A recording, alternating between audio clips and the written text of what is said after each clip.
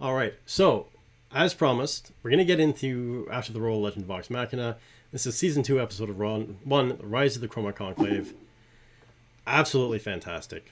But one thing that we were talking about doing, like I said, we're going to be introducing some new things or throughout this season. One of them being a cocktail designed for each episode. So today's cocktail, once I get this open, has some champagne in it. This cocktail is a spin off of one I already created called the Dragon's Mist. And you'll see why for obvious reasons. And it has 1.5 ounces of vodka, 1.5 ounces of creme de menthe, half a bar spoon of Green Dragon cannabis tincture, and 2 spritz of absinthe. And we're topping this off with some sparkling wine. The reason for that being is that it also has, because dragons like gold, it also has gold flakes in it. Wow. So the champagne stirs up the gold flakes and gets them moving. So cheers, Billy.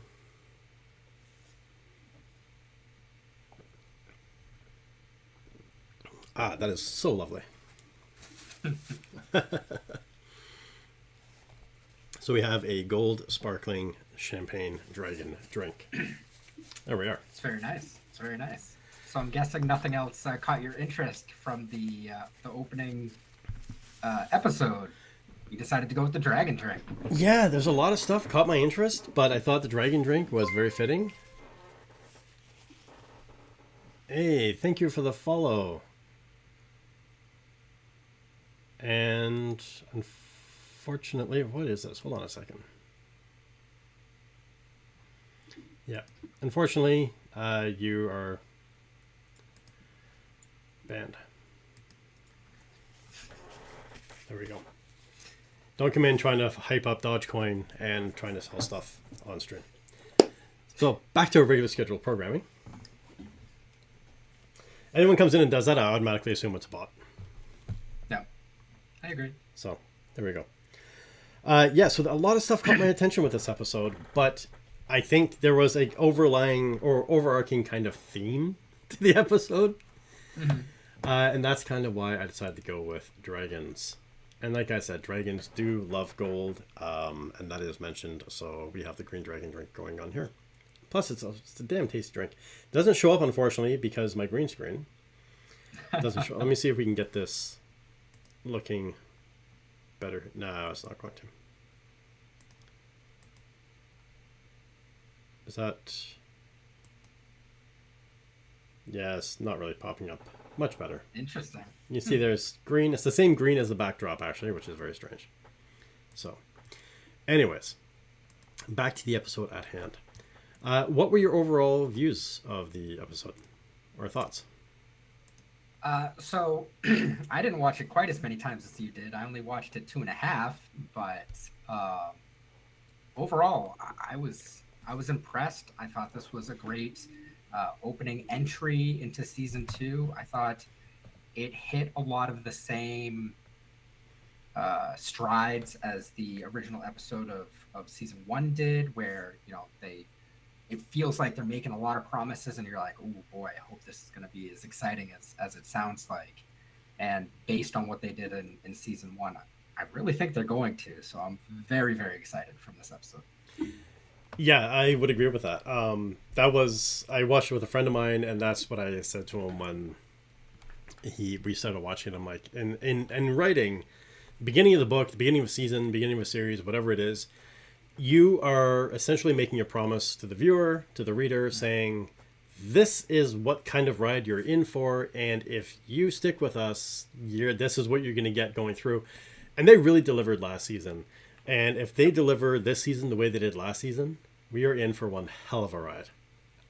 It was extremely impactful, and I just found that they did a great job of, and we'll get into this in the details, but they did a great job of reintroducing the characters, reintroducing their personality types, what they're about, who they are, and flashing back and tying things already back to season 1, and throwing in a bunch of foreshadowing for the rest of this season. So I'm really excited about that. Yeah, I would even go as far as to say, and again, this is in a 25-minute episode. They also did a good job of tying in secondary and tertiary characters and reminding you what they're all about too. So, Yeah, all like I, yeah, it yeah, they was really pulled very everybody impressive. in. It Yep. was again, I beginning of last season, I kept saying that it was masterful storytelling, and it very much is masterful storytelling again this year. This season is fantastic. So it starts the way it ended. Actually, if I remember correctly, I didn't go back and watch, but the end of last season, the very last scene practically was the Sovereign Uriel saying, "I messed up really badly. I'm not going to be sovereign anymore.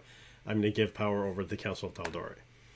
And the that was kind of like a little brief recap. The beginning of this, the cold open, is them standing, listening to that part of the speech again, and then all hell breaks loose. Is fair to say.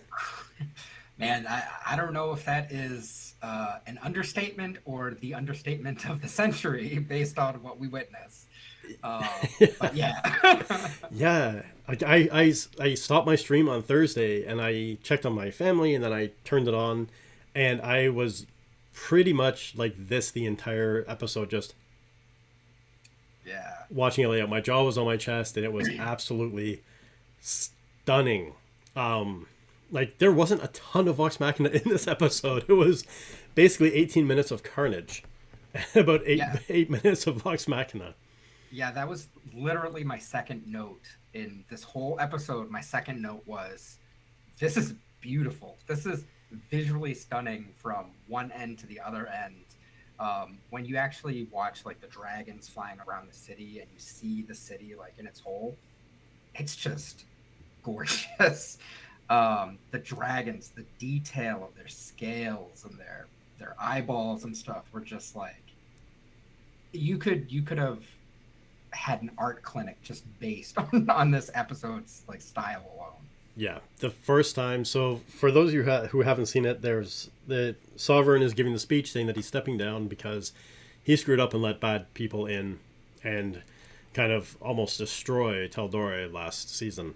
And as soon as he says he's stepping down, he looks up and then you see these four dragons winging towards the city.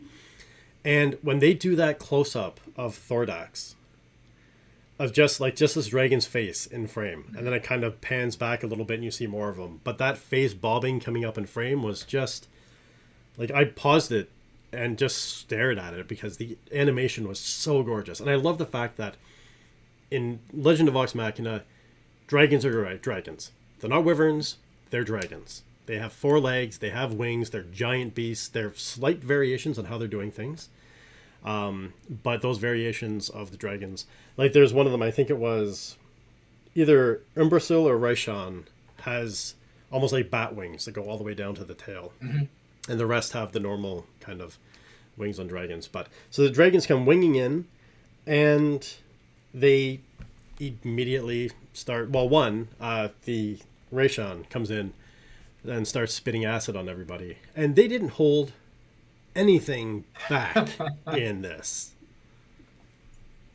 at all. No, it was pure carnage. You got to hear the cries of people just melting away under the acid that was falling upon them. There was acid rain falling everywhere, death, destruction.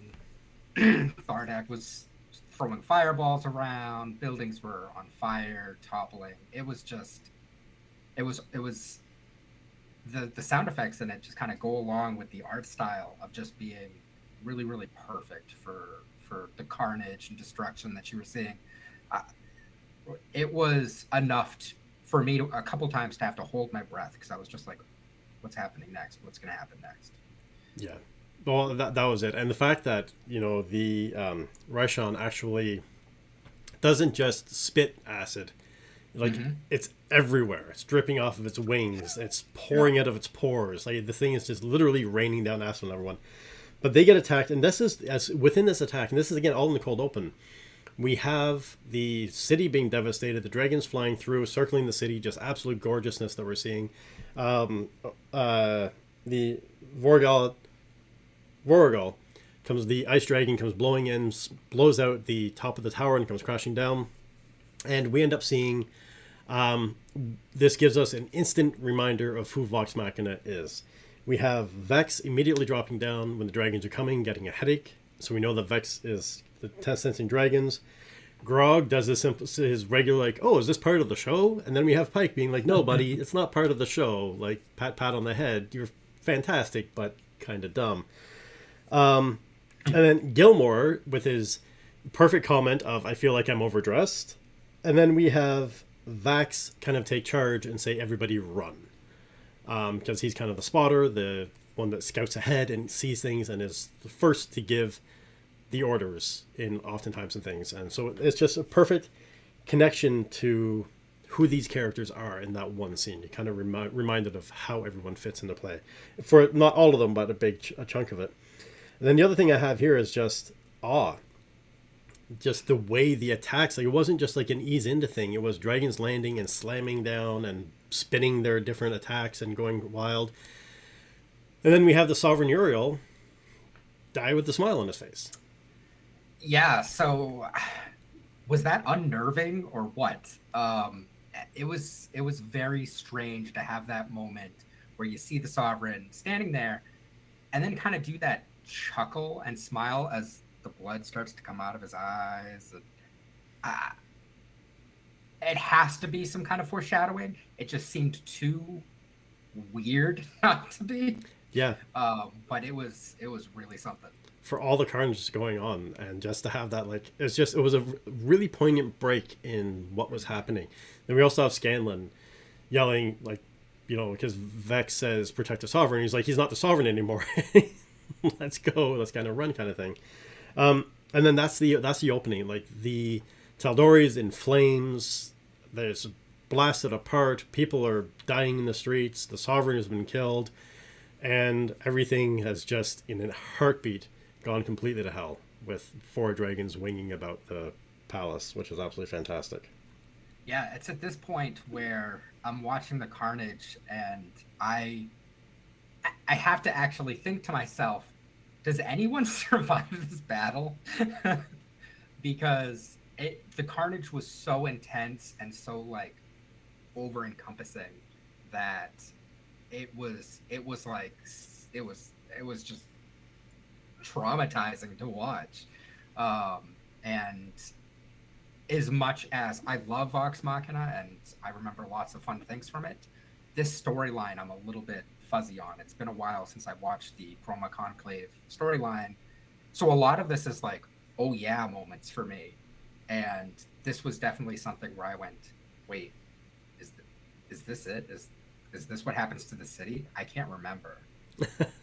Well, I'm glad you're in the same boat as I am for this season, because that was the thing I found with this was, again, from a writing perspective, when you're introducing a character, you do something, you either juxtapose them off of another character that's already been extremely well established, or you just do something to show how insanely powerful they can be and show a weakness that they have. There was no weakness shown. There was no quarter given, but it just showed that these dragons are ancient and they just, no holds barred, they just devastate anything and everything in their path, and are you're left immediately just at the end of by the end of the cold opening, just wondering to yourself, there's no way you can defeat these people. Like, that's what you want to do, is you want to put that doubt into the viewer's mind of like, how are they ever going to get past this? And instead of sitting that doubt later on, it's like immediately you're hit with, well, they're screwed. And I think that the way that they did this and the fact that they did this is actually a good testament, because that was one of the things that I was having problems with in season 1. Was there was a point after like the 4th or 5th episode where I didn't feel like anyone was in danger anymore. Yeah. I felt like everyone had either plot armor on or were just so super cool that there was no more killing. You weren't afraid of any killing. That's gone now. Yeah, I've actually got some notes coming up where they actually fixed some missteps that they had last season, which I was really impressed by, especially one character in particular. I was like, oh, they picked up on their error and they fixed it. and they fixed it in the first episode to let us know that they fixed it. And we're going to get to that. And it's our favorite little pipsqueak. So Rayshawn continues the acid attack. I just have, like, my note here, honestly, is Vox Machina is useless. Like, Yeah. they are. They're absolutely useless in this scene. And then, interesting bit of foreshadowing, Vax looks through the dust and the cloud of everything that's happening, and then he sees this dark, shadowy figure with this billowy line coming off the top of its head. Very androgynous, poking among the ruins and looking at the dead. And then he blinks, and the figure's gone. Yeah, he sure does. And we get nothing from that. That's just all we get from it in this episode. So definitely something to keep in mind, because I'm sure we'll see the figure again. Yeah, 100%. That's something that they're really good at seeding storylines, and that's something that we're definitely going to see. But yeah, so Grog has also, when that big part of the tower was coming down from the ice, Grog grabs Scanlan from the top of the head, and he's like, let's go. There's just beautiful Grog. Like, there was so much Grogness in this, and it was absolutely gorgeous. But then the interesting thing in this is when they're about to get blasted by the ice dragon, the Vorigel, it's actually Gilmore that saves everybody. Mm-hmm. Gilmore that teleports everyone. Or no, Gilmore throws up the purple shield. Yeah. And that's the first, and again, immediately, talking about putting the characters in peril, they're divided. The ice shatter's down. You're pretty sure everyone survived, but you're not 100% sure, and they're all entirely divided with the ice wall. I also liked this because it goes to show that Gilmore is a powerful wizard. In the first season, we're led to believe that based on all the magical trinkets he has in his shop and the stories that he boasts about, but we don't actually really get to see Gilmore start throwing magic around and like acting like a super cool dude. He just saved Vox Machina's butts so against a dragon. Yeah. So we actually get to see that Gilmore's no slouch. He could probably be part of the crew as well. Definitely. And I mean, they hinted at that in the beginning, in the first season, where they're in the shop and he's just very casual, without even breaking conversation, just waving and things are happening and popping around and stuff. So you get the impression that he's got this great sense of power, but nowhere near that level. What's he doing with it? Yeah, exactly. Then I just have the note of carnage. Because yeah, it's just the dragons are going through, and that's what I loved about this, is it wasn't just, oh, it's a dragon attack, and then they focus on the characters. It's a dragon attack, and attack, and attack, and attack, and attack, and attack, and attack, and attack. Like, they just show all the devastation being laid out. The dragon swooping through and spraying fire, like following the streets and smashing everyone down. And then the beautiful scene of Rayshawn coming down, biting someone in half, running down the street, and then those feet tumbling forward and tripping Scanlan. I found that to be very poetic as well. It's funny the way that you described that, because that's exactly how I had it written down. It was a dragon attack, a dragon attack, dragon attack. Oh yeah, Vox Machina's here. A dragon attack, a dragon attack. Yeah, very much so. But they did a great part of it. And then we have the first flashback, because the nice thing about this is it actually also shows what they did was this. They didn't just show what happened in the past, or like the flashbacks of the past, or of the reintroduction of the characters. Sorry, they also show that they've grown. So in this, there's this massive dragon, not even winged overhead, it's stopped in front of them, right on this acid dry breathing thing that's like 6 stories tall, is standing in front of them, throws a blast of acid, and Keyleth, without even thinking, just blocks it. Mm-hmm. And it just shows how powerful Keyleth is. And then that's when Rayshawn is like, I remember you. And it flashes back to when they were fighting Grimscythe and this eyes in the stone. So this is a great place for me to interject and ask a big question. Did you actually go through and figure out who all the dragons were besides their names and what their abilities were? I did. So from what I can see, we have Thordak is the fire breathing, and he's the king. He's the one that somehow has pulled together the Chroma Conclave. Yep. And it seems, now they say that it's a varied dragon attack, but it seems to be that the Grimscythe was an ice dragon as well. The Grimscythe is dead. If I remember correctly, Grimscythe was an ice dragon. He was a lightning. Or lightning dragon. And then we have Voragul is an ice dragon. And from what I can tell, Raishan and Umbrasyl are both acid-breathing dragons. So looking at it, it looked to me like you had the acid dragon, and then you had a poison gas dragon. So that would make sense, because I kept seeing I just thought it was the after effect of the acid burning everything, bringing up the mist. So that's what I think was going on there, because Keyleth is a druid. That's all natural magic, and she's from the Erishari. So I think what she did to block that attack was dissipate the gas. So that would be Raishan. That would be the... I don't know which one it is. Yeah, no, because that was... I didn't... Umbrasyl, we don't get the name until the last scene with the dragons, which we'll get to. But in that scene where they're standing... where Keyleth saves everyone, the dragon actually smells and says, "Oh, beautiful cattle. Raishan loves the smell of fear." Well, there you go. So that's gas, not acid. So that's what I think I was seeing. That would make sense to me, because it didn't make sense that they would have two similar dragons. Exactly. And they Even also though this is still look different. This is still similar. Yeah, but they look different. Yeah. Because again, one of the green dragons, or either the gas or the acid breathing dragon, had the wings going down. The one thing that I caught too was they never had all four of them together at the same time. You saw them circling, all four, around the Tal'Dorei, but you never see them actually in a conclave together talking. So that's what we have there. But then so that flashes back, and it shows that Keyleth has continued that growth, and she's become stronger in what she's doing. And then it ties us back to and I love the fact that they didn't just tie us back to season 1. They tied us back to season 1, episode 1, where they're fighting, and there's that stone, and Keyleth's like, "Oh, that's unique." And then the eye opens up, and she sees, Raishan sees them. And then we have Grog raging. Yeah,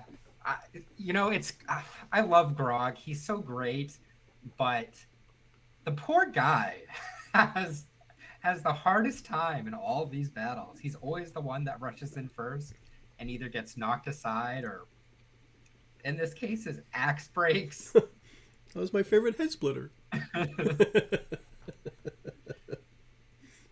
Yeah, or head chopper. It's my favorite head chopper. But again, that shows his personality. Like the rage and then knocked aside, instead of like his rage instantly cools. Then he just has some kind of like quip. He's like, oh, I guess, okay, that didn't work. And it's not like anger at himself or anything like that. There's no like self-loathing. It's just like, oh, I just have to rage again. But then, and then again, so we have, this is where I have here, is that we have Keyleth. We see, again, the flashback to what Keyleth is capable of, and reintroducing Keyleth's character. She's a druid, she's got magic, she can do these things. Then we have the Grog, the half-ogre that does the rage, and you immediately see, and he fails, and he has that quip, so you get to see Grog's personality again. Scanlan puts the foot in the dragon's mouth, and the dragon chews through the foot, and he's like, "They're magic too?" And he's like, you can see Scanlan getting more and more disheartened as everything is happening. And then Vax just says, "Run." And then Grog grabs Scanlan, and they take off running. And then acid is dropping from Raishan. See, that's the thing. Raishan is acid breathing, because Raishan spat acid at them all, because Percy got his face chewed up. Yeah, I don't know. I was trying to so I think figure it out myself. I think it's the opposite. I think it's Raishan is acid and Umbrasyl is poison gas. I think that's how it goes. We'll see as we go along. I'm sure we'll see this make out. But Percy gets, and that's the first point. Well, I mean, they've been in fear and terror this entire time, and in danger. But this is the first time where one of them actually gets hurt, and Percy gets hit with the acid and gets messed up pretty bad. He gets mauled pretty well, which is great. It's great to see. It's also at this point that you get a little aside, and you get to see the Cinder King start doing his stompy, fire breathing, knocking stuff over. And does he look cool or what?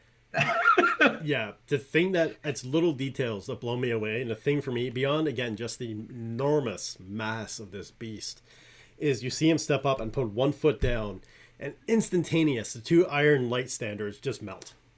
Mm-hmm. He's not even breathing fire. He's not doing. He's just standing there, and metal and iron is melting around him and coming down. He is so cool looking. It's well beyond anything that I could have ever imagined in my head. It's so cool. Yeah, he Sorry. is like the other dragons later refer to him as their king, and that's the other dragons are really cool. He is majestic. Mm-hmm. He is massive. He's majestic. He's dense. He's thick, and I don't think I've ever seen a dragon before that actually has like vents down its neck and through its shoulders.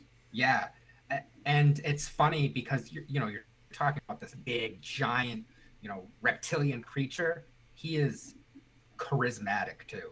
Yeah, Like in his evilness, like it's not a friendly charisma, but it's no wonder he's their king. He's just like, whew. just his deliverance, just the citizens of Teldor. It's like, okay, I want to listen to you. Like, Yeah. I'm terrified, but I want to listen. I'm listening. Yeah, I have to say, I think season 1 and season 2 of Vox Machina have probably been, if not my favorite, my top 3 depictions of dragons in any literature or fantasy kind of thing that's been made for television, animation series, or anything like that. Like, there's really great illustrations of dragons, but for actually a representation that's moving and talking and doing things, they just hit it out of the park for and giving each individual personalities and abilities, and absolutely gorgeous. But Yeah, if you think about it, we're now on 5 dragons in this series, and we've only had a season and 1 episode. We've had 5 different dragons, and they've all had very distinctive, different personalities. yeah, and facial features. And facial features, and just design in general, which is rare. I mean, usually dragons are dragons. Yeah, Conquest said he's illustrated a few dragons with those slits to resemble shark gills. I thought they're absolutely amazing, especially when we're going to see when that comes up why he it's an additional power source. But so Percy's burned, and then Pike heals Percy. Now it's important. I need to point out, Percy got mauled pretty bad, but his face, his neck, his shoulder, his side, like there wasn't his whole body kind of. He wasn't near death. He was just burned really badly from acid and needed to be healed from that. And Pike really quickly reaches out to the Everlight and deals with that. And then we do see Thordak, and Thordak blasts a thing of fire at them, and Grog grabs a door. Everyone gets behind him, and because Percy yells incoming, because they remember the two groups are still separated at this point. So Grog is with Vex, and Vax is with Percy and Pike, and they've been attacked with the acid, and the other group are being attacked with the other two being attacked by the fire coming through. And I love the line of, finally a door that has worked for has saved us. Again, a throwback, but just finally from Vax, like finally a fucking door that has saved us. But we also, again, we get to see from Tal'Dorei, they fire these massive arrows at Thordak, and the first one just bounces off his chest, and the second one just like flips aside with his wing, and then he just blasts the hell out of the top of the tower where they came from. It's not even a consideration. It was like gnats coming. Like, even the way you said he's very charismatic, but even that, he's like, insects. Like, it's just, he's insulting everybody, but it's like, I want to talk to you about this. We have a few dragons with nematocysts that dragons need more hurdy stuff. Yes. Dragons definitely don't need more hurdy stuff, but especially these ones, they're pretty awesome. But again, I even like the fact that the Vorgol ice dragon has a really flat nose and doesn't have that long. And then the fire-breathing dragon that we're talking about with Raishan actually does have that really long, elongated snout with that hook on the tip. Like, just beautiful designs they have going on. So Thordak gives the speech, and he says, and after, like, he says, your cities will crumble, your statues will crumble, your civilization is going to crumble. Then he lights up those ventricles in his neck, and he's blasting the city with, or the palace and city with his fireball, and then he puts this burst of like white explosive energy into it, and it blasts through the entire freaking cliff. Yep. Not only that, but it goes well off into the distance before it explodes. So there was even more behind it than it needed. Yeah, and it's so the his sense of power is more than adequately explained on who he is. The palace crumbles, and Thordak says, "You have now entered into a new age, the age of the Chroma Conclave." And he just says, "You live by mercy. If you fight or flee, you lose that mercy." Yeah, it's really powerful. Everything that the Cinder King says is very poignant, is very pointed, and always carries some kind of extra oomph to it. And this speech is the absolute epitome of it. He's defining how the rest of this season is going to be, Yeah, and the rest of their lives. and the rest of their lives. Yeah. This is and there's no like. I love the fact that there's no ifs, ands, or buts about it. Like it's just matter of fact. This is your new reality. What you woke up to this morning is not what you're going to bed with tonight, if you're still alive. That's a big if. We saw a lot of destruction. Yeah, well, that was the thing. It was just like the palace of Tal'Dorei is completely devastated. The city is on fire. It's burning in acid. It's got poisonous gas flowing through it. Like, it's just very few survivors going to come from this. And then we actually have another tie-in back to Keyleth, the show that she's not entirely changed person. She has this panic attack on the bridge, saying it's like it's the end of the world. Her anxiety is there. She's panicking. Now she's... Because that was the big thing in season 1. It was that when push really came to shove and she had no choice but to react, she would react. But now she's reacting in more powerful ways and faster. She doesn't have that skittish moment in the beginning. But when there's a quiet moment, she has that anxious attack again that hits. And then we need Vex to step in and knock her up again. Knock her back on her feet. Right. Right. And this would definitely be an LJ moment of thank you for not setting her back to the point where she's not able to use her powers or react to things. Let it be something that catches up to her when she has a breath, because that makes sense. She's grown enough to get the initial push out. Yeah. Now she needs to grow past, second guessing herself afterwards, or second guessing everything afterwards in this case. But I think there's very good reason for that. And for those of you that don't know, so in season 1, we had another co-host, LJ. And LJ is, for a variety of reasons of scheduling conflicts and things like that, is not going to be joining us fully this season. She'll be coming on once in a while as a guest host. And she will be once in a while in chat. She desperately wanted to be in chat with us tonight, but Mother Nature had other things in mind. Although she did say it was really windy and chaotic and a lot of stuff storming and happening, so perhaps it's the Chroma Conclave that's interfering with her being here. That's what I'm concerned about. We should have to check in on her later. We'll have to send a raven. But as they're running along, they all are back together, and Vex bumps into Vax, and he's like, "Oh, sister, I'm glad to see you're here." And then we have Scanlan again. The smart ass of Scanlan, because we've had Scanlan being anxious, we've had Scanlan throwing up his foot, and then we haven't had the full Scanlan effect yet, and that Scanlan effect comes through of being it's great to see you too, Scanlan, or it's great you're alive too. But so that's the thing, is they didn't just take each character and say, this is who they are now, and this is who they are. They did it in chunks. So we see Grog with is this part of the show? No, buddy, it's not. And then grabbing, being the protector and grabbing, and then raging and jumping in. And, protecting again with the door. And then we see Scanlan with okay, let's get the hell out of here, and making quips, and then throwing up the magic. And then we have the smart ass comment. So we get, bit by bit, we get to see the personalities of the characters redeveloped, repositioned really quickly in front of us. And even with Percy being attacked by the acid, he doesn't say much. He's just, they're running, they're trying to get away. And then his first real major thing I think that he says is incoming when there's another dragon coming. He's still the stoic kind of quiet, strong type.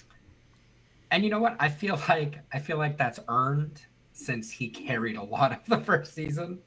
Yeah. But yeah, I agree. I think that the Percy is what we've seen the least of. I would note that, man, Scanlan is just in a piss mood this episode. Yeah, the Scan Man's not doing his thing. He's not having it for what's going on. The other thing that I noticed too with this in the beginning of this episode, when when the party is separated in two by the ice wall, is there's a moment between Vex and Vax, where Vax is like, "Don't leave me, sister," or "Be safe, like stay safe. Don't don't leave me, stay safe. Like I need you to still be there in the end," kind of thing. It's this touching moment between brother and sister, but again, it kind of I think hints to the fact that some of the characters that we saw development of last year, we didn't see development of last year, we're going to see development of. And the fact that we have that, like in the middle of chaos and destruction and everything happening around them, everything pauses for them to have this connection. Yeah, I agree. Not only in that moment, but even in the moment when they bump into each other and the groups reconnect again. It's funny because when I watched this a second time, my memory of that moment was them embracing. That's not what happened, but in my mind, that's what that connection, like bumping into each other again, was. Yeah. It was them being like, "Oh, thank goodness." Exactly, yeah. And again, like of the reintroduction of all the characters, it's Grog that we've seen the most reintroduction of as well. And he didn't have much happening last.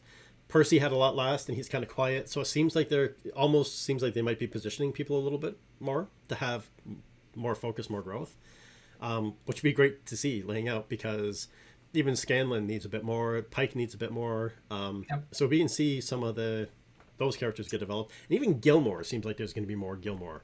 Yeah, I really liked that. I really liked that. It's funny that you bring up Pike, because I don't think they did a lot with her in this episode, but I liked what they did with her. She seemed,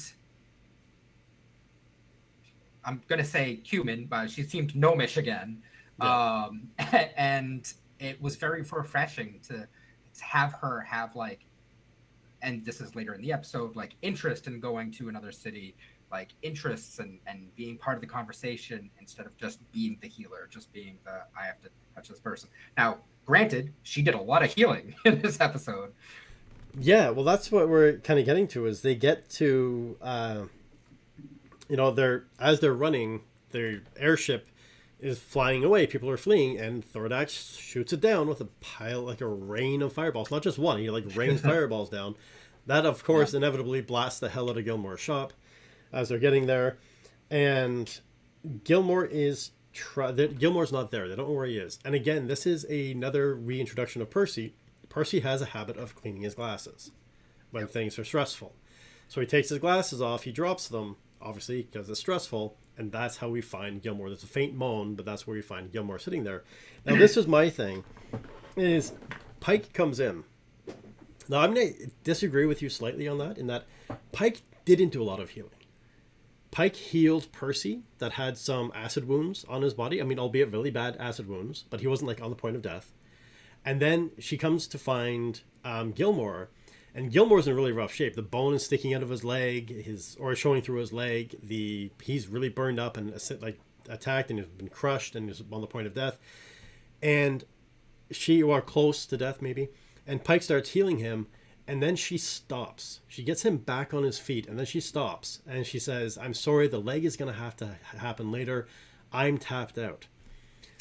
What I mean by this being that she didn't do a lot of healing is from near the end of like episode 7, 8 moving on in last season, she was a god character. She could suddenly astral project. She could do crazy things with a vast amount of power that she never had before. She blasted and flattened entire armies more than once. She did all these insanely powerful things. And now Pike is back. She's Nomi, like you said, and she did a big heal with Percy. She did a really big heal with Gilmore, and she tapped out. So that is actually my argument exactly, is that she got tapped. In no other episode has she done so much healing that she got tapped. But she's expended much more power in past episodes. So my thing for me, this, I mean, it was a lot to heal. I mean, I'm sure acid burns are, but she healed Grog of acid. continuously when Grog was under in the last season. Grog was swimming down to try to pull the plug out, and she was continuously healing him during that.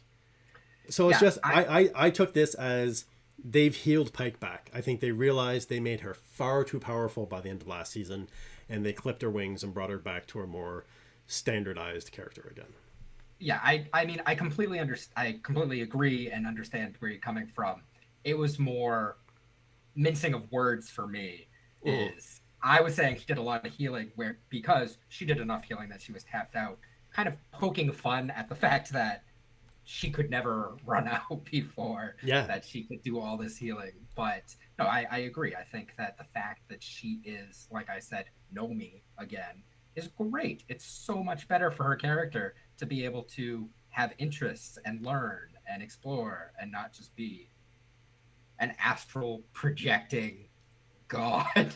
Well, that's it, because she didn't. We talked about some of the characters had really good arcs last season. Some characters stayed flatlined, and she went from here to here. Exactly. With no explanation. And it was just very much of a, like, you're shooting the story in the foot because of this. And then now, as like Prefect said, when your characters are exhausted, it helps ground them and they can only go so far. But when you've brought, and this is obviously an exhausting day, they've had a chance to rest and come back from everything. And this is a very exhausting thing to be dealing with, running through the city being chased by massive dragons. But I just love the fact that, she doesn't have an infinite power source anymore. She's not this really god character. The part that really bothered me with that was she went from, I don't know why I'm blocked and I can't access the Everlight, to borderline, I am the Everlight for last season, right? And now she's back. So I love Pike. I love to have her back. Like, so I say, no longer god level. And then we get Vox again, or Gilmore again, with his flirting with Vax, where he's like, well, at least my face is healed. Well, it's the most important part. Well, second most important part. Yeah, Gilmore, behave. Oh, man, you're in danger. Even when he's dying, and Vax is like, old friend, I thought I lost you. And he's like, let me just stare into your sultry eyes before I shuffle off this mortal coil. Like, he was like going in on this episode. Right? I was like, oh, Gilmore, stop it. Jeez.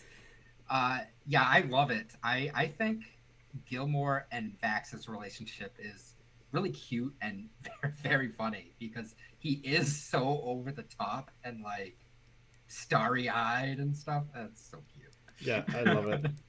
But then we still see Gilmore is still, like I said, they show character growth, but they still also show like the backslides of things. So in Gilmore's shop is burned down, a wreck around him, and he's like, just go grab thing, preferably discount. Fuck it, just take everything. Just it doesn't have to be discount. Just take stuff. Everything.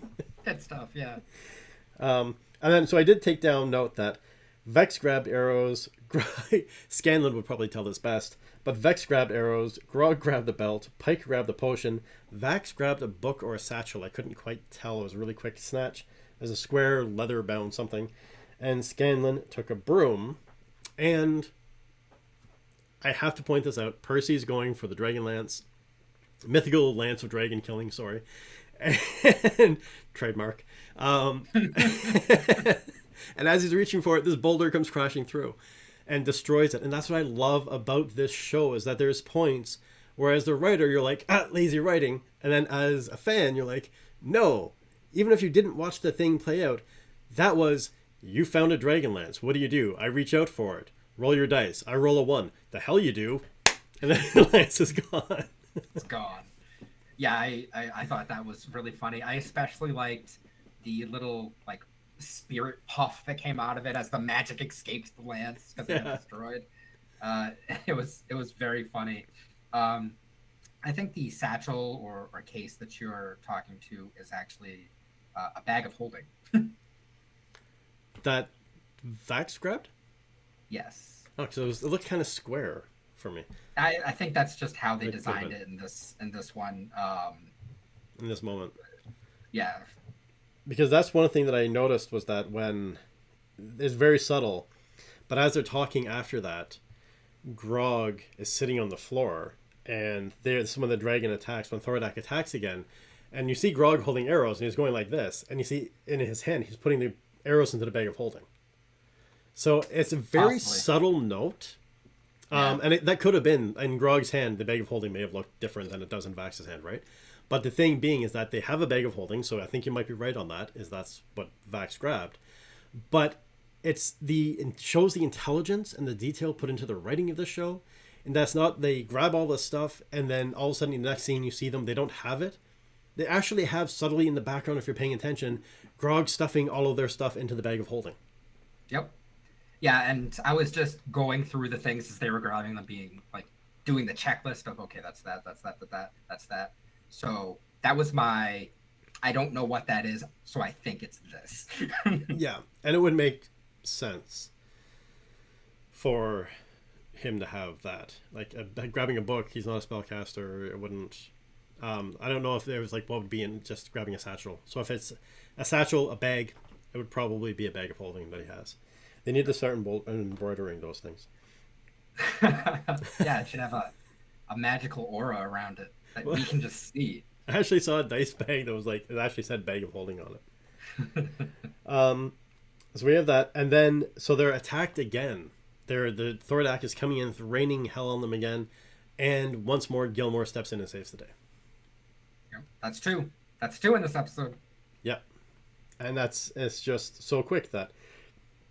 No, but again, we show how powerful, because they say, or Vex says, is there a back door? And he's like, yes, kind of, and he grabs this glowing gem and saves them. And then we have Scanlan jumping in last moment, again falling from the sky. It's the second time he's fallen out of the air to land in this. Always teleporting for some reason. He's got issues with teleporting this time around. And then they land in their keep, in their home, and we finally get to see Trinket. We do. We finally get to see the best bear. Yes. So it's at this moment where we actually get half a second for the characters to like talk about what's going on. Up until this moment, it's been non-stop action. This episode is, I don't know, 75% action and destruction from the dragons, and then these little teeny moments that we get with the characters, and this is one of them. And it's at this moment that you get the information from everyone that dragons don't get along. This is a very rare thing for them to witness, to see dragons in some kind of coordinated attack, and it is in fact devastating. Yeah, and that's so this is the first time around this scene that they do that. And there's another point where they discuss it. They were like the dragons and they attacked. And it's like, I thought they didn't get along. And then, or no, I think they just say they attacked together, sounding shocked. And then later on, when they're actually discussing it, they're like, when they're at Whitestone, they go into further in depth. I'm like, yeah, they normally don't. They're isolated. They don't talk to each other. Don't get along. They don't whatever. But again, we see Scanlan with the. With Gilmore, I could kiss you, but then fall in love with me, and it'd get messy. And Gilmore actually looked kind of disappointed. Like he actually had like a little crestfallen for a moment. I loved it because I felt like this was the first time in this episode that Scanlan acted like Scanlan. Not that he didn't seem like Scanlan in any other quips or anything like that, but he was just so disheartened throughout the beginning that this was the first time that he made like a straight up sex joke, which is like, maybe I should have been counting the minutes to this, because it should have happened in the first two. It should have, yeah. So I liked it. So I liked to have that moment for Scanlan to be himself. But I agree, and I think that kind of shows back to, if Scanlan obviously is torn about who they are and what they are, and they come back as these heroes. And the moment that they have this like heroic moment and standing in front of the Sovereign and having this speech happening, and then everything crushes down, and he's like, okay, you know what? We're losers tossed off to the side again. What the hell does it matter? And but we have, the Gilmore's crystal crumbles, and then Grog picks up the blade. And Gilmore asks him about it, and he's like, "There's dark magic coming off that. Where'd you get it?" And he's like, "I got it from a vampire lord." You know what it does? Yeah, it kills dragons. And that's obviously setting up foreshadowing for Grog in this blade. What a great back and forth. Yeah. And again, very Grog-like. Not Yep, like there's absolutely. no thought to anything that's said to him. Like everything is so surface level for him. I think, as we discussed, I think he understands a lot deeper, and I think he internalizes and breaks stuff down. But just with that, and it's like, where'd you get that? From a vampire lord. Do you know what it does? Yep, kills dragons and just walks off. Like, there's no like, what do you mean? Like, do I know what it does? I know it's a sword. I know it cuts. It's like, yeah, this is what it does. And he just like, I don't care. What do you think I'm gonna, butter my bread with this? Come on. Kill uh, more. but it chops up dragons. And then Percy wants to retreat to Whitestone, and Vax wants to stay. Vax saying, like, this is the center of the continent. Everything's going to get destroyed. We can't stay. And then that's where Vax and everyone kind of has this conversation of, what, what are they going to do? Scanlan's like, let's go. Like, civilization sucks. We don't need civilization. Let's just go. Let's do this. And that's what they're talking about. The fact that the dragons don't get along. And that's where they've got the continuing canon of this, where they talk about, or it might be here where they're talking about that, where they're like, yeah, like they don't get along usually, and then, there's this shock value of the fact that they've banded together, and what does that mean? And how bad is it? Yeah, and how bad is it going to be? And that's the thing. Like Vax says, this could be the end of civilization as we know it. And then Pike has this thing against Scanlan, where she's like, I thought we stopped running. Like, character growth here. You're trying to run backwards. We've got character growth. We got to keep moving forward. And then Keyleth actually says, "Is we killed?" And this is again a tie back right to season 1, episode 1 again. We killed Brimscythe. Do you think this is payback? Do you think this is revenge? And this is where she's kind of starting to doubt who they are and what they're doing as well.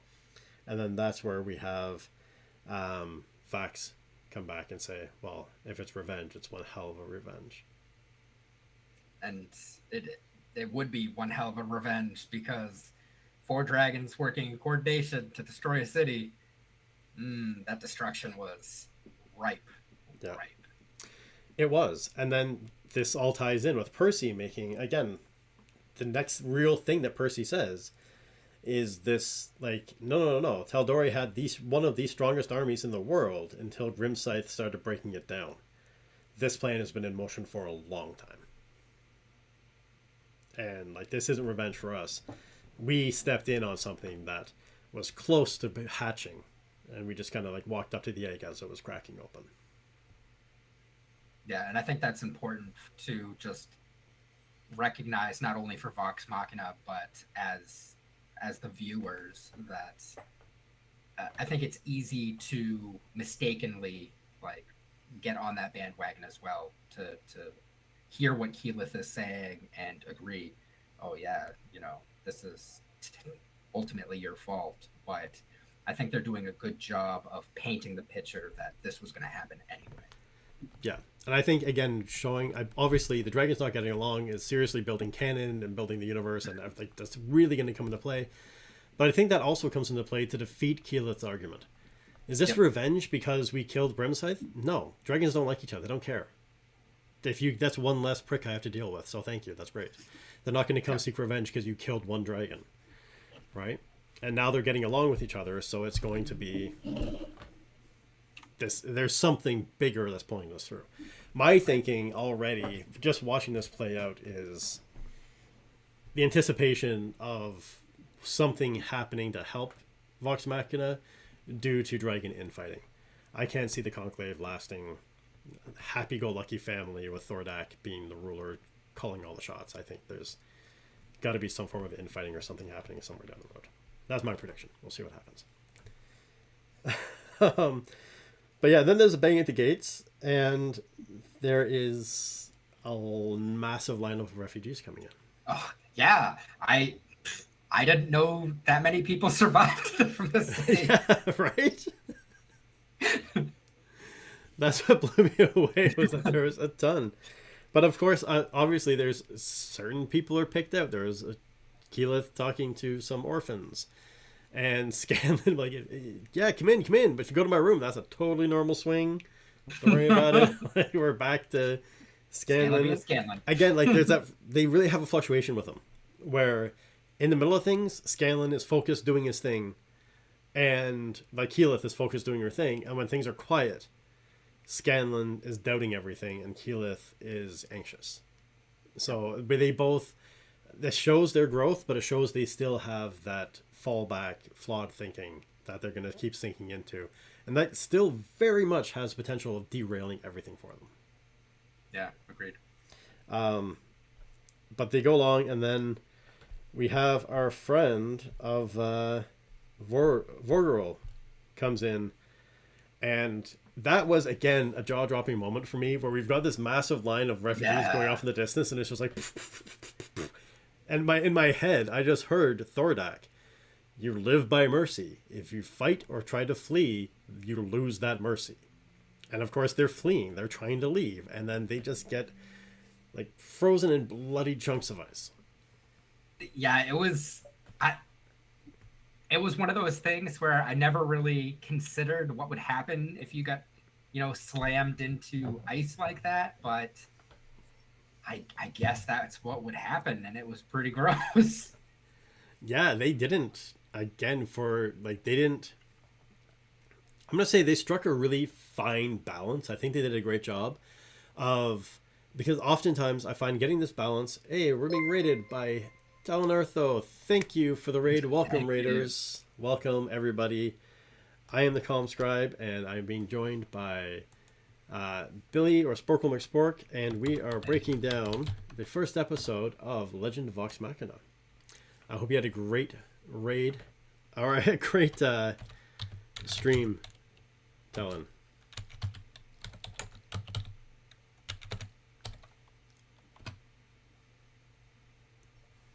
What is going on with this? But I find it's very rare that you actually have someone come in with, or a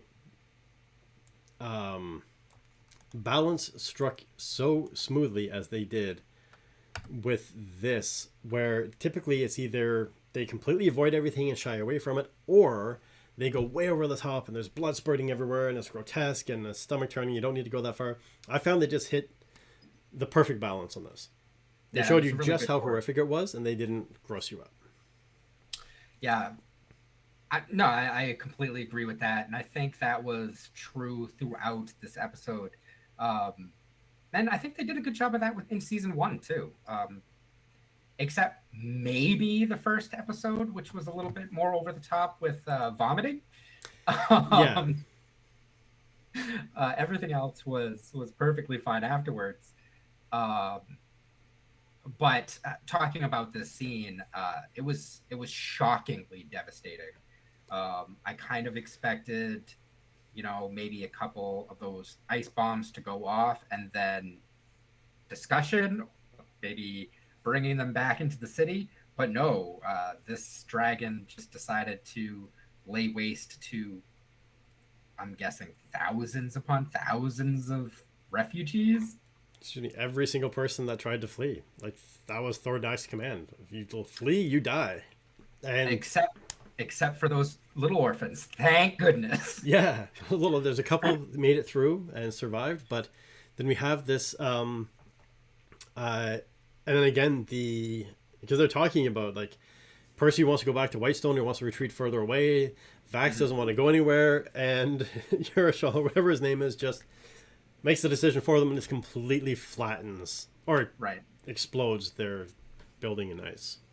So one of the things that really struck me in this part was they see the dragon coming, he's laying waste, doing destruction, and they scream, "Close the gate."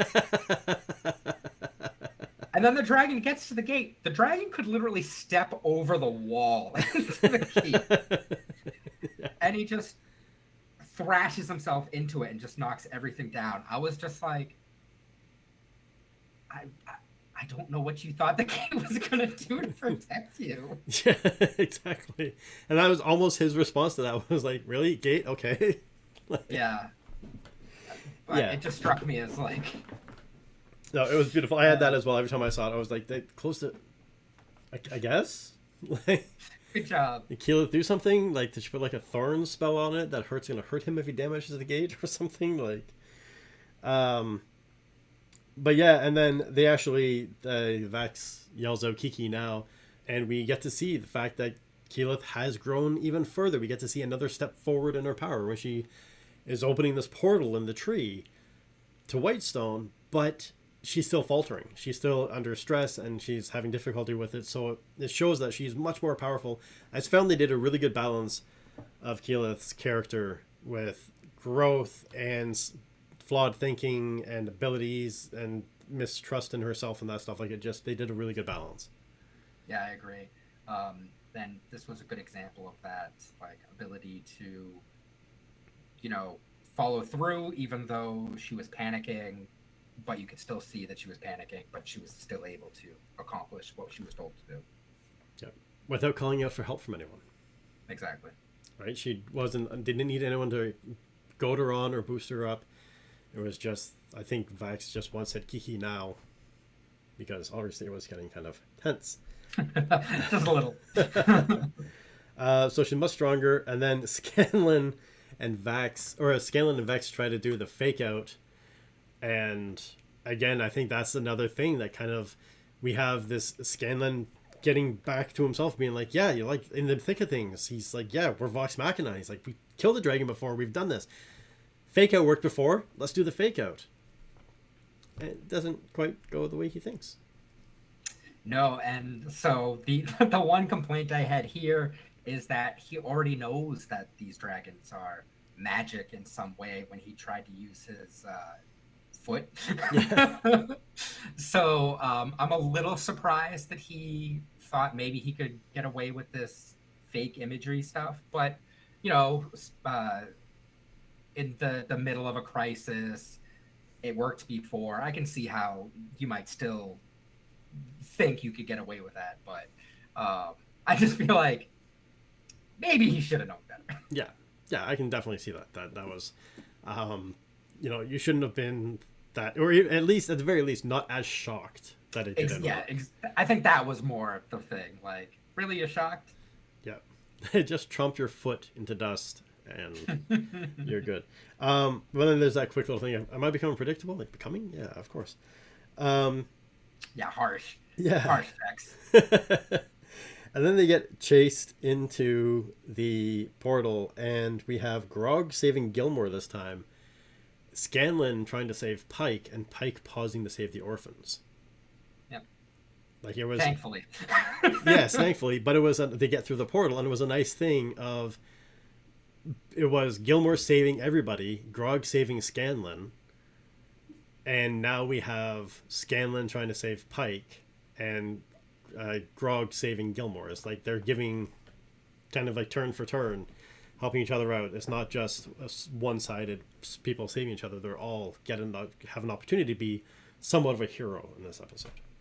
Yeah, I really liked that because I felt like sometimes it was a little bit one-sided in season one, and it felt good to have things like Scanlan trying to save Pike's trying to save these children. Like, the whole chain reaction that was going on, I thought was refreshing, especially after seeing Gilmore just, completely block out a poison bomb. Yeah, exactly.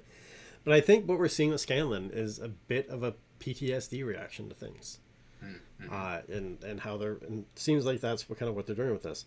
But then they go through the portal and they're standing in Whitestone, and there's Keeper Yenin and Cassandra standing there talking, and Whitestone's looking good. It is. It's looking very nice, very good. And they even say that Cassandra even says the construction's moving very well in whatever section of Whitestone. Yeah, I want to talk about Cassandra, but I would like to wait until the end of this scene. Yeah, sure. Of course. The first thing in this that caught me was the interaction that Scanlan had with the little girl. Yeah. Bright green eyes. No, Grog had. That was Grog. Because Grog's got his sword, and he's like, aren't you just a little, like, stoic, whatever? Yeah. I don't know what that was about. I honestly don't know that was about something. That was about something. Yeah, obviously. I wrote evil, question mark? I don't know if it's evil or if it's, like, gonna be the key to killing the dragons. Like there's something like that. Like that is, for better or for worse, that is an extremely special child that is most definitely coming back in a key moment in the climax near the end of this season. Yeah, I just found that, especially how bright and big her eyes were and how angry her eyes were, it just struck me as not your normal orphaned child. Yeah. I was trying to think if anyone of consequence had green eyes from season one. Not that I can think of. Not like that, at least. But knowing them, they Yeah. probably are actually using the actual percentages of eye color of mother and father to the percentage of having someone with green eyes and coming through. Like knowing them, they've actually broken it down, and it's just to the child of like something to do with our old friends and angry that Yeah, they've maybe. been whatever. Like Maybe. it's going to be something. Like, it's going to get tied in some way or another, most definitely. But yeah, and then Percy says that they've been attacked by variegated dragons, and Yenin goes to take Gilmore from Vax, and Vax says no. And yeah, and then Keeper Yenin says, if he's important to you, is important to me. And I'm definitely going to take everything okay. Yep. Automatic cat feeder. It's time for dinner. Oh, I thought the cat just like knocked all the pots and pans off yours, off your counter. Yeah, and then Grog has that moment with Little One, and then they go into the war meeting, with into the war room to discuss everything. Do you want to talk about Sandra now, or Sure. Um, so I'm gonna make a bold claim right now. I really enjoyed this episode. This was my favorite moment. Was the discussion that uh, Cassandra's having with Keeper Yenin, that moment that Percy and Cassandra have before Vox Machina goes back into the next portal. One of my complaints in a lot of the final episodes of season one was that they didn't do enough with Cassandra, that they built up this character that was very strong, that had a way to that had a charisma to her, and they just kind of said, hey, you're in charge of the city, and left her. They never gave her any chance to show that she could stand on her own, even though fully sure that she could, based on her upbringing and everything. I wanted more Cassandra. In this episode, I got to see the Cassandra that I wanted to see the entire time in season one. yeah, And it felt really good. there was a lot of feel good moments in this season or in this episode, and that was the thing. I agree is that this was they didn't again like I said, I feel like they atoned for some of the sins from the end of.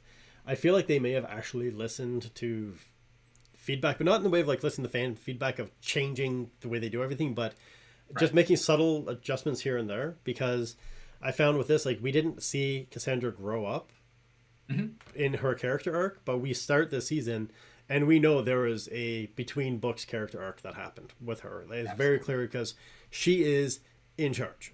Keeper Yenin is looking up to her. She's just back straight commenting on everything. She is the one that's in charge. She's the one that is calling the shots, and she is 100% comfortable doing so. Like Yeah, and she's home. exactly. And I think that the interaction between her and Percy was Percy doing, his stoic way of doing things, but doing a check-in and her being like, I'm good, you go. Yeah, And it was just that's what I wanted. yeah, it was good. Like she's definitely come into her own for this, and it was beautiful. But they are in the war meeting, and this is where I was saying with Keyleth, we see the anxiety building, and now the anxiety has built back to the point of self doubt, where she's like, but she doesn't want to give in to that, where she says, we have to do something. We're the protectors of the realm, even though that doesn't mean anything. Or she's like, I know it means nothing. So there's that, like, yeah, we're more than we were, but we're still kind of like going back to the Scanlan idea of like, yeah, but we're just losers. That yeah, we're the protectors of the realm. Yay, there is no fucking realm to protect anymore, and it was just a stupid title to begin with. So, whatever. But we still need to do something. Yeah.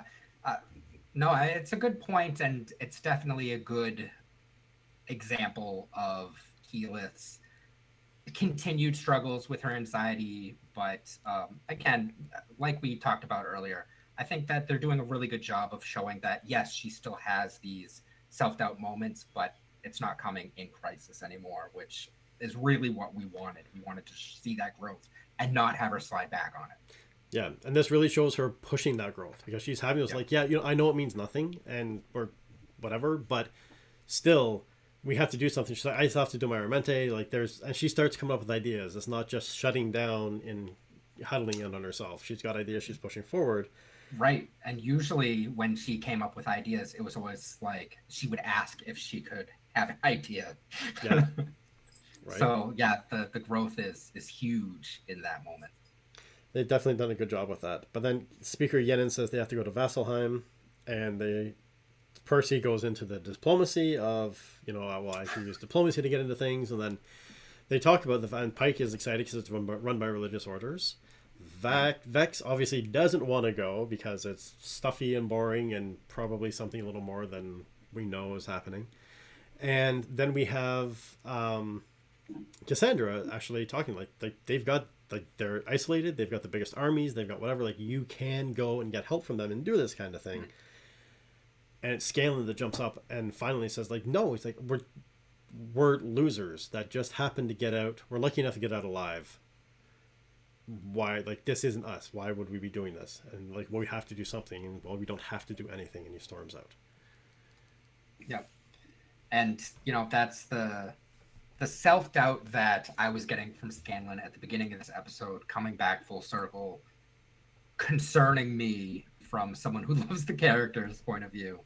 But I felt a lot better when afterwards he is convinced, kind of by the mixture of Vox Machina, looking out at the city of Whitestone and seeing how far it's come and realizing that, yeah, this group of idiots, this group of nobodies, like, caused this to happen. And we saved the people. We didn't save the city. We saved the people. They needed someone to fight, and I think that was the thing. What Vex says, they needed someone to fight for them, and once they had that, then they stood up. And again, I think that's a bit of foreshadowing, not just convincing Scanlan, but I think that's a bit of foreshadowing of, like, this is what we have to do. The other big bit of foreshadowing that I found in this, and I want to go back, I'm actually going to take a screenshot of this image. They don't waste animation in this at all. Everything is kind of like Better Call Saul. Anything that shows up in a shot is going to be important for something later on down the road. And when Scanlan stands up, he randomly jumps up on the table on the war map and he's arguing and yelling. And then he storms off and he leaves. And the camera, as he jumps up, he knocks over the figurines for the armies. And as he leaves and storms off, the camera pauses on the table and shows that there's figurines laying down over top of different cities in the realm. I think that's a massive thing of foreshadowing of, like, these are the cities that are going to get blown out next. Like, it's not just going to be Tal'Dorei. More armies, more cities are going to get blown out before we come to an end of this. Yeah, I agree completely. I think that that's exactly what that hesitation on the map was for. I mean, that and, giving you a chance to see where Vasselheim is, because up until this point, we have never really seen what the world looks like. Yeah. We have little bits and pieces where we hear characters talk about other places, but we've only really seen the city. So it was like, hey, guess what? We're opening up the world as well. Yeah, that's a good... I actually didn't even pick up on that point. I saw, like, oh, that's what the world looks like, but you're right. To that point, it was hidden from us as to what exactly, and it again shows the sheer expanse of, it's not a small world. Exactly. Most definitely. But then, yeah, the conversation with Grog and Scanlan where they're talking about everything, and Scanlan saying, they're just assholes lucky to get it alive. But then they are now standing in front of the tree, and they're told to go to the Platinum Sanctuary at Vassal by Keeper Yenin. And Keyleth, I'll let you handle this part, but Keyleth, her magic only works if she's familiar with the tree on the other side. Yeah.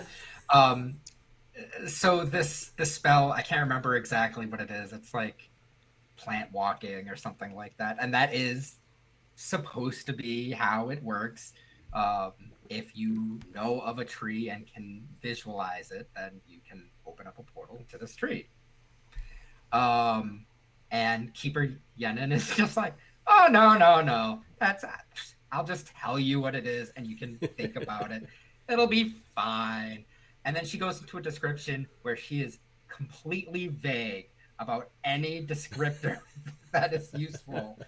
And you can see the frustration on Keelan's face, but she gets the portal open. So Yeah, even like Pike's little comment like, is that enough information for you? Um, but yeah, so the portal gets open and they step through, and then there's that moment between Percy and Cassandra where there's that like unwritten or unspoken exchange between the two of them.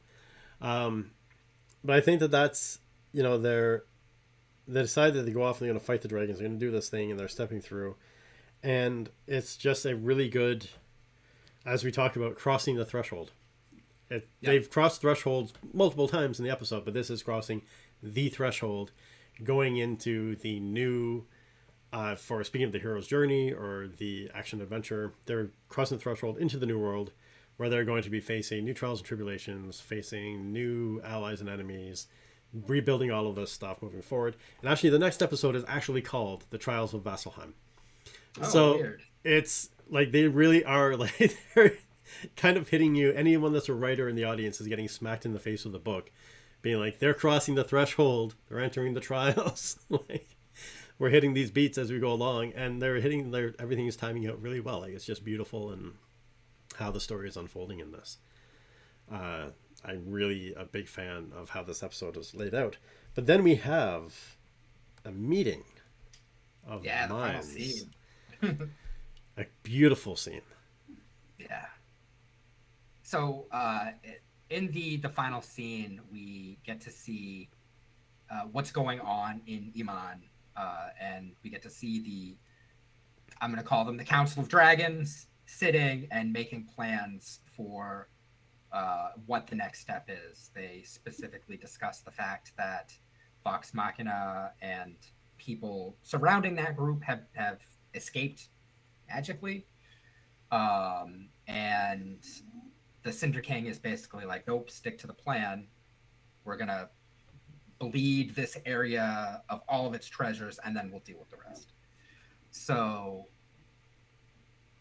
a couple interesting things came out to me in this meeting.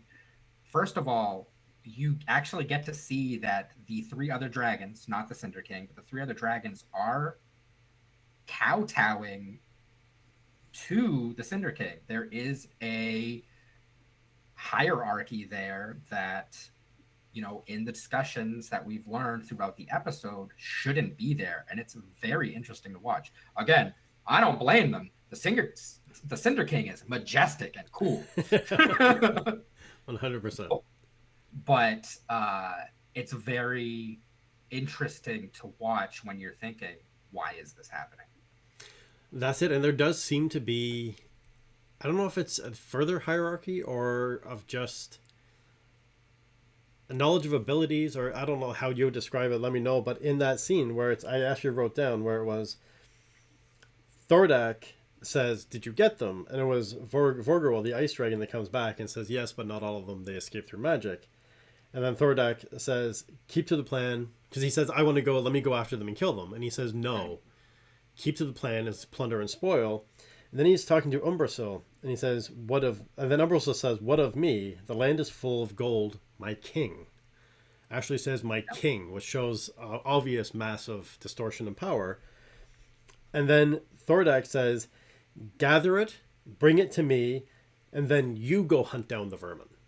So he actually tells Umbrasyl, no. You stick to your plan.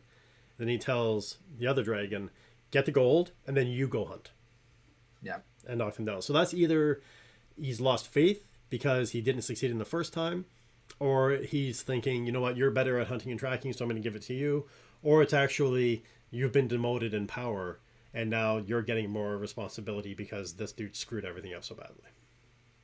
Yeah, I think that's an interesting way to look at it. I hadn't considered it when I watched it, but that makes perfect sense when you think of how those types of hierarchies work. There's a very established trope in these kinds of things for you messed up, you're out, you're next. Yeah. So and there's always someone that's currying favor the most, right? Right. Yeah, that's cool. I like it. But then it just cuts to a scene of Tal'Dorei absolutely destroyed. But even in the Chroma Conclave meeting, there wasn't the 4 dragons. There's only the 3. And then when they cut back, maybe the other one was off on like patrol mission or making sure that no one was trying to do anything stupid. But it was just because it was Thordak on the left and it was the other 2. And the acid breathing one because it was dripping acid from his mouth, and then the ice breathing.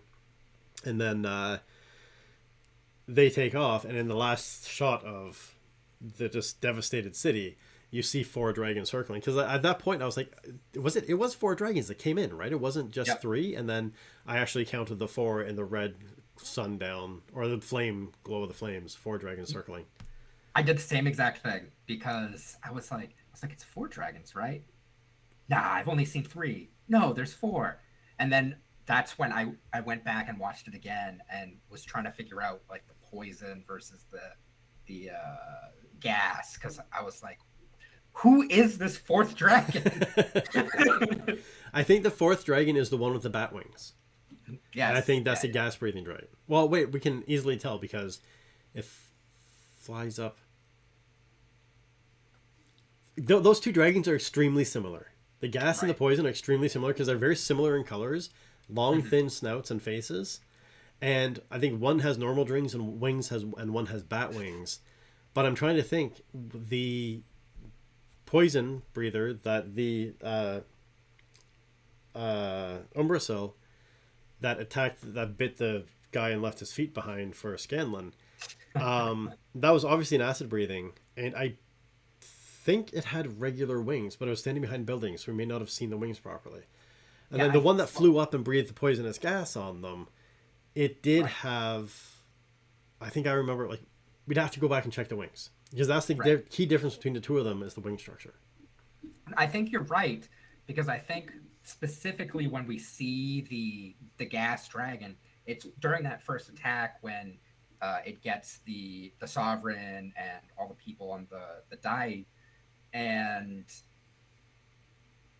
I think that's the only time we or one of the 2 only times we see that dragon in any way. And because we see it at the beginning and then don't really see it again, I think that's why it's so hard to like pick out what it looks like. Yeah, I'm gonna have to go through and watch it again just to pick out the dragons. I need to have this sort of, I mean, or the other thing too is to just Google who are the dragons in the Chroma Conclave. Fair. But it's more fun to watch the episode again because there's just so much to pick out. Like there's just so many little things, and that's so like we said before. If you're a fan of, or just watching the show for the sake of watching it and enjoying the show, then you're not gonna have. It's a fantastic show to watch. But if you're actually doing like a study on it, like from my perspective, from a writing perspective, or from Billy's perspective, from an acting, voice acting kind of perspective, and super fan, we have this great, like you can really dig in and dive down and see just how brilliantly written this series has been. Yep. And then just the last thing that you get to see in this episode is the city of Amon looking like absolute dog shit. Yeah, it's not even, it's just a glowing pile of rubble at this point. Yikes. Like, and that was the thing that I said when I was done, I walked in to the bedroom of the first time I watched it, and I looked at my wife and I was just like, I almost texted you, it was like midnight, I was going to text you, and I was going to be like, holy shit, like that's... You should have. What if that's the promise that they're making for the rest of this season? Like I said, it was literally, I think, 18 minutes of just dragon violence, Yep. and then 7 or 8 minutes of Vox Machina, and those scenes with Vox Machina were so minuscule, were so minor compared to everything else in the building. They really spent time building the dragons and basically reminding us of, or repositioning Vox Machina. All those Vox Machina scenes were purely repositioning and positioning for the story, and they packed so much into it. If you dig into it and you look into it, for character development, for the reflection of how the characters have grown, reminder of where like the interpersonal relations and connections with each other, like there was just so much writing in the body language, in the looks that they had to each other, Yeah. in the moments, in the conversation, in the actions to eat, like with everything was just so much information packed in to that. That was definitely a show don't tell. So here's my question for you. We just finished basically the entire episode. Who's your MVP of the episode? My MVP of the episode. We did favorite characters last season. Yeah. I'm gonna ask for an MVP. Your MVP of the episode.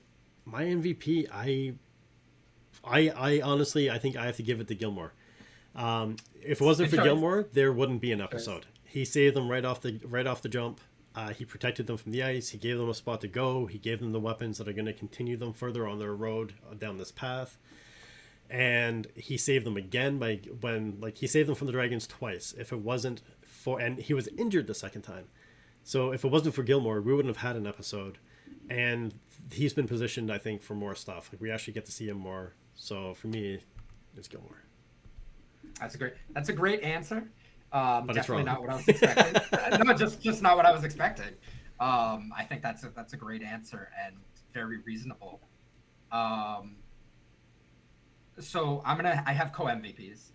I feel like I took a less actually what they did take on it and decided to go with Keyleth and Cassandra because I feel like they both showed me what I wanted to see from last season the most in this episode.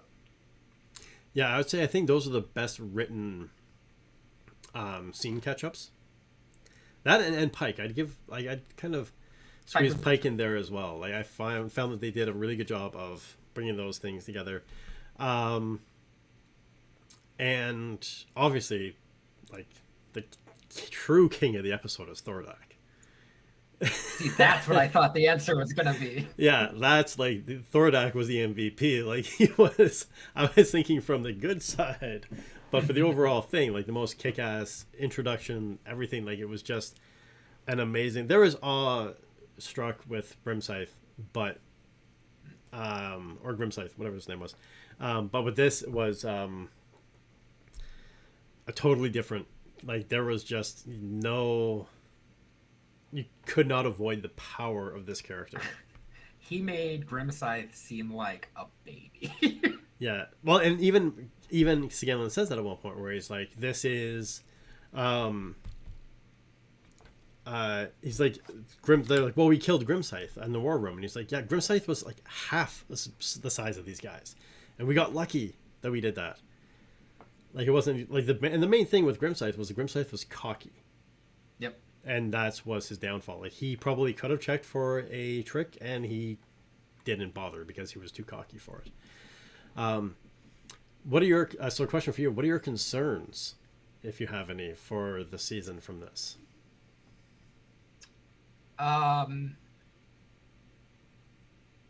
So from this episode, I don't have any major concerns. My biggest concern just going forward is I'm afraid that they're going to put too much into this season, that it might get a little bit diluted. Remember, this is like hundreds of hours of gameplay. Yeah. And there's a lot there. Some of it's fun, some of it's important. And I'm just afraid that too much is going to get condensed into these 25-minute episodes. And it's either going to miss a beat in emotion, or we're just not going to get enough time to let something breathe. That's my concern. I can see that. I was really hoping they'd even 35 minutes, 40 minutes per episode. I was really hoping there'd be an extension for this. And if you're listening out there, I hope for next season if you can do an extension, because there's so much story that you do and you pack so much in the time that you have. It's like it really is, each episode is a can of sardines. And there's just so much, or like a clown car, there's more keeps coming out of it every time you look at it. So I love the fact that they went back and they self-corrected a few things that were there, and with story hiccups and things like that and issues. And as we discussed at the end of last season, that the shift was going to be towards growing character arcs of other characters, because obviously there's going to be more than 2 seasons, so they're focusing on different characters and building through. And I really like how they've kind of tied up Percy and Cassandra's relationship and kind of set all that stuff straight. There is 2 concerns that I have, though, or one concern in 2 parts. And that is, I'm afraid that they may have inadvertently gone down the road of repetition. And that might dilute the story and cause distraction. Because it appears as though they're setting up Scanlan, Grog, and Vax and Vex for the story character development to be laying out the most. Mm-hmm. And a little bit, I think Keyleth and Scanlan are kind of off to the side. As in my mind, it's Vex and Vax, Grog, and then Scanlan and Keyleth. For the characters we're going to see a little bit more growth through, I think Keyleth still factors in for some of this, just from what I've seen so far. And season 1, the key struggle in the end that we realized we're kind of going through was brother versus sister and coming to terms with each other. And one of the characters, Percy, so it was Percy and his sister, and then it was Percy dealing with having this cursed weapon, or this curse upon him that his weapon fed into through the pepper box. And now in the beginning of this, and just in this one episode, we really have that connection that we discussed between Vax and Vex, which is laying out another brother-sister storyline and coming to terms and reckoning with each other. And then we have Gilmore asking Grog, hey, that weapon has black magic. It's exuding black magic. Do you know what it does? Yeah, it chops up dragons.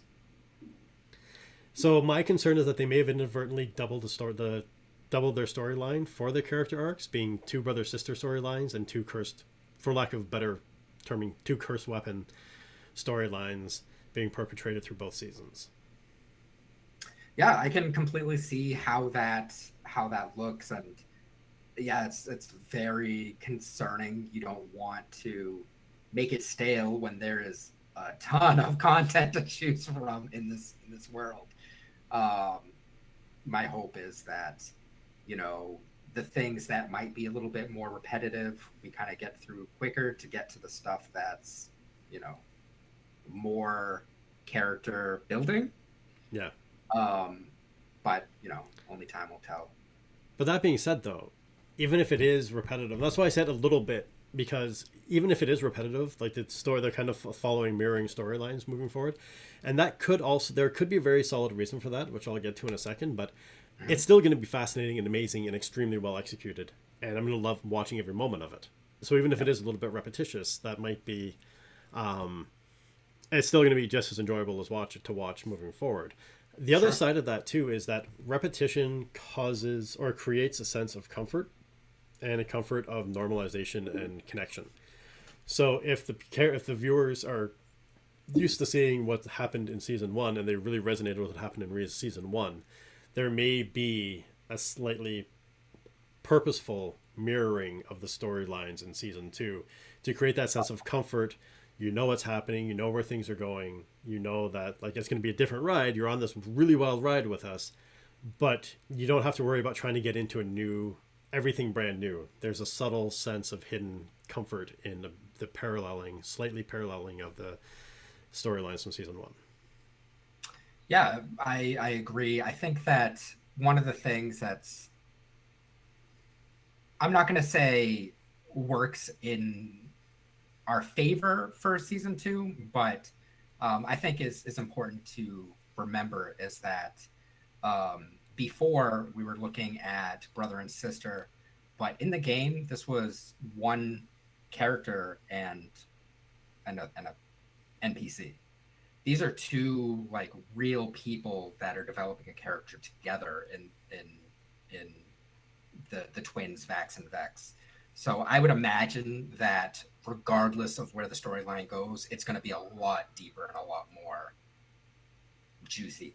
Oh, most definitely. And that was the thing too, is that it was the first one was more of an adversarial. Well, it was an adversarial position that they were in, Yeah. and this it's not. They're together. It's more just. I think it's come like I said for both of them, it was coming to terms with their relationship with each other and Yep. figuring out who they were. But this is, like you said, two full characters, not a character and an NPC. This is a loving situation, not an adversarial situation. And this is a pure growth together situation versus the reconnecting. So there are some major differences, which is why I started thinking that it might be a subtle paralleling of storylines just to create that level of comfort, because it is, even if it is brother, sister, it's vastly different. And they're not going, and at no point did I mean to sound like I was suggesting that it was going to be like this very similar, like this similar story ideas. It was just the fact that it was the similar character types that we're going Yeah, through. completely understand. Just wanted to point out that Yeah, it's a very good point. these are two insanely talented actors. Yeah, and that's the thing is I can't wait to see what the rest like. I think there's going to be a lot packed into it, but they do already pack so much into each episode. Yeah. But there's just going to be so much, like just the more dragons, like the fact that there's going to be so many dragons in this is makes me so happy. So many dragons. Yeah, I absolutely love dragons, but that's something that is, I think it's definitely gonna be a wild ride. Like if they stick to their promise like they did last year. Now, I imagine what we're gonna see is going to be what they did last year. Was the first season or the first episode really set you on your heels and left you a little bit shell shocked, and then they carried you through that. It wasn't that wild ride all the way through. They carried you through that ride. Right. You went through the ride, and then you had the peaks. Like even like kind of like with this, even in this episode, they already started that process of we have all this chaos and everything that's happening, and then there's the letdown when they're standing there. They're gonna leave and go to Vasselheim, but there's the letdown, that pause of safety in Whitestone where everything calms down, and then it's kind of like, and then they literally have that break, and then they cross the threshold into the next phase of the story, and there's kind of that appropriate level of pacing and showing like, yes, this is the chaos that you have. Now let's take you through that chaos. We're not going to run full tilt. Right. Yeah, and I would assume that that's how it would be handled as well. Again, only time will tell how they're actually setting up this season, but it was very much those kind of hills and valleys in season one where you had action, and then a chance to digest. So it makes sense that they would repeat the same formula in season two. Yeah, and not just like this was a breakneck episode, and they're It was. too like skilled of writers to keep the season breakneck. They're obviously going to give those moments of learning and growth and reflection and moving. I mean, they even had those moments of learning, growth, and reflection in this first episode. Yeah, They were just sure. really sparse and very short. Very, very short. Yeah, and that's what happens when you have 25-minute episodes. Yeah, but I wouldn't have had it any other way. Like the fact that they executed it so well, and it was just the entire thing was shock and awe. Yeah, for real. And even It's a just, good way to describe it. yeah, and it's even just the attack like on their keep with, and the way they did that was Keyleth talking to the orphans, and all of a sudden it starts snowing. And she Yes. looks up and she's like, "What?" And then you see this just hell unleashing coming. I don't even know what else to describe it. Like, it's just insane, and it's just moving forward. And I think that's like they just do such a good job at setting all of those scenes and really carrying that forward. I'm glad you brought that up because I forgot to mention it earlier.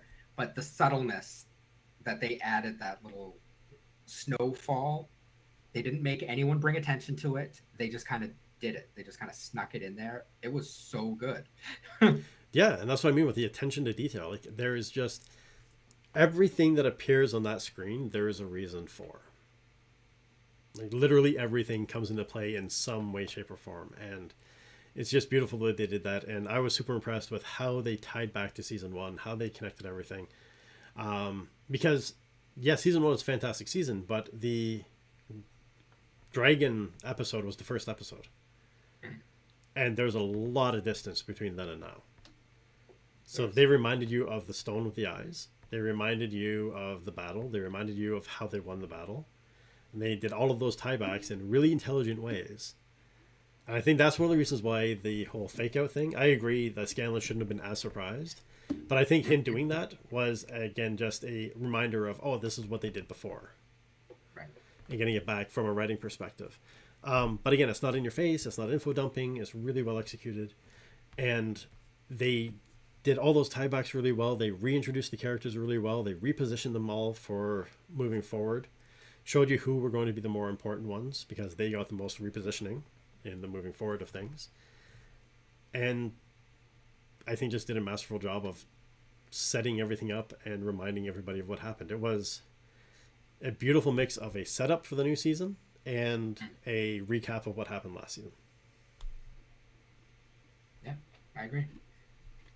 Nothing else to say.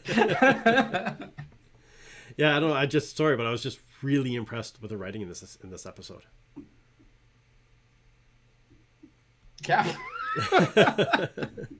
So is there anything that you saw that you actually didn't like? Like if you had to pick a flaw in this episode, what would that be for you? The only piece that I kind of scoffed at, and it sucks because I loved the joke, was Grog protecting them with the door. When that fire destroyed a tower and went through the entire cliff at one point, and Grog protected everyone with a door. Yeah. Yeah, I can see that. I would probably give that as well as a thing. I can't really think of anything much more that I would say bothered me or disturbed me about the episode. And I mean, that's really nitpicky because I still enjoyed it. Oh yeah, it was a hilarious joke, especially the thing of, finally a door that's working for us. Right. Exactly. I thought it was perfect. It was well executed. It was well done. Perfectly laid where it needed to be. Again, I think that would be really my own thing of argument. There was really, at first I was like, oh, what happened to the broom? And then in a subsequent follow through, I was like, oh, Grog was stuffing everything into the bag. Like it destroyed my my one complaint that I had about this. And I was so enamored with the joke, I didn't even pick up on the fact that, that fire just devastated everything in its path, and Grog just stood there holding a door against it. Including the fact that it was blown off of a building. Like the building was vaporized at one point, but that's one hell of a strong door. I mean, it finally worked in their favor. Now, would that have been a roll, do you think? Grog I pick up a door to shield us. Does it work? Roll. I rolled a 20. It's possible, but I don't think that happened at the table. I can't really remember, but I don't remember a funny door situation like that. Yeah, because that would be that again, like I said, and that's something where they get a kind of a pass in the writing side of things. Is if anything is kind of like what you would normally deem lazy writing, there's a lot of it where it's like, oh, that must be what happened at the table. Right. And you just let it pass and you don't. So they've got a lot of, so long as they don't abuse it, they've got a lot of leeway to get away with a lot of just little sketchy ways to fill in storylines and issues and things that might be there because they are doing so much condensing, right? Yeah, and I think that, one of the things when you're thinking about D&D and a good D&D campaign is the rule of cool. And I think that's what that was the door worked because it was cool that the door worked. Yeah, 100%. But yeah, other than that, I can't really think of anything. It was just beautiful destruction. The dragons were perfectly executed. I think it was just an overall fantastic episode. Yeah, agreed. Yeah, and that's why I went with the green dragon, or the Mist of the Dragon drink, because there's so much dragon mist, and it was green, and the drink is green, and there was gold in the drink as well. Oh, sorry. Go on. I was just going to say, and then the sparkling wine to celebrate that we're back for season 2.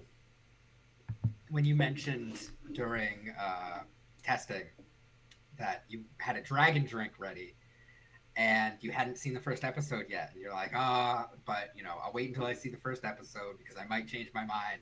I was like, no, you're not. No, you're not. That's the drink that we're having. Yeah, and that's why I got the gold flex for another drink that I'm designing, and I'm like, that would be perfect for this. Like, I actually have to put it in because it would be absolutely perfect. But yeah, that was that. And I've actually got some. So what I'm thinking with these cocktails, because I was talking to someone and they're like a drink a week, that's a lot. I'm like, yeah, but I get actually like a couple weeks advance notice because there's 3 at a time, right? So I can kind of plan ahead. Some of that eventually it's going to get easier because I'm going to have more and more time to plan these things out. But if there's not a drink that matches the episode per se, then it's going to be a drink for one of the characters.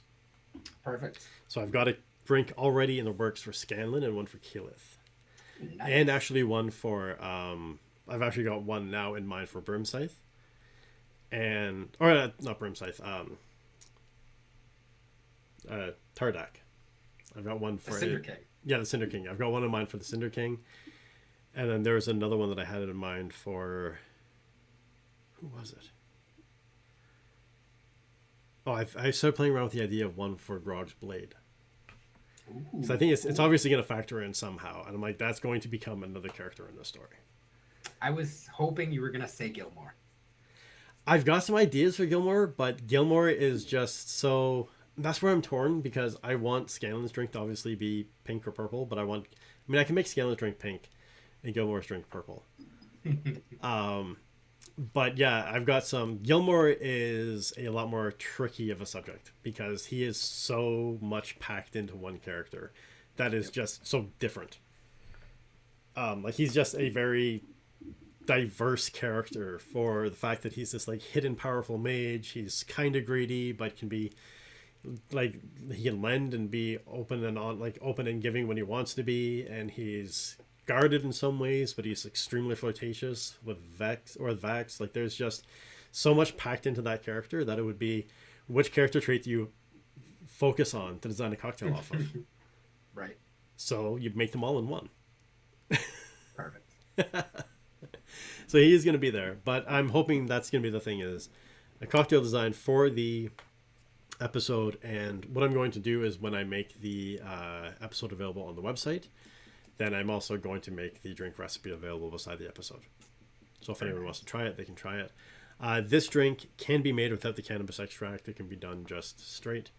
But the extract is actually called Green Dragon, and that's why it is the dragon. Oh, nice. That's why it's the dragon. But yes, the gold and the extract are two things that can be removed. And then when I design cocktails, I have 3 things that I keep in mind, and that is the ability to make it, the availability of the contents, is how easy it is to get the alcohol that's actually involved in it, and the cost of it, making sure that they're not, like for me, cost is part of accessibility as well. And the other thing too is the availability, the ease of making it, and that's basically it. The availability, cost, and the ease of making it are the 3 main things I keep in mind. It's been a very long day. So that's the thing. So it's going to be alcohols that you can actually have easy access to. It's not going to be... most of them are going to have extremely extravagant liqueurs that you can't find anywhere. They'll be relatively accessible. Nice. Yeah. But they are cocktails. So there is...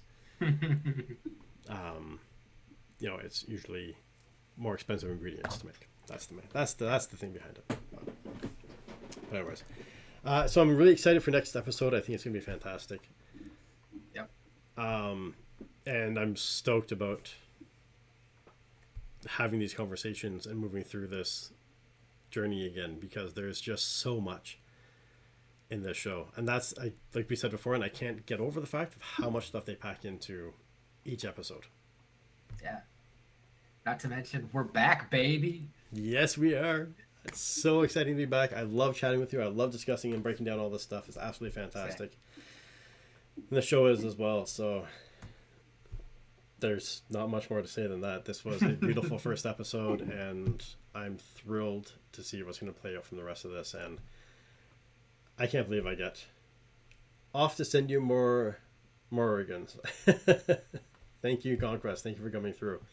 I can't believe I get to have this many dragons in my life for the next couple of weeks. We'll see. We'll see. I'm actually, yeah, that is very true. That is very much assuming that this entire season is going to be Chroma Conclave defeated at the end.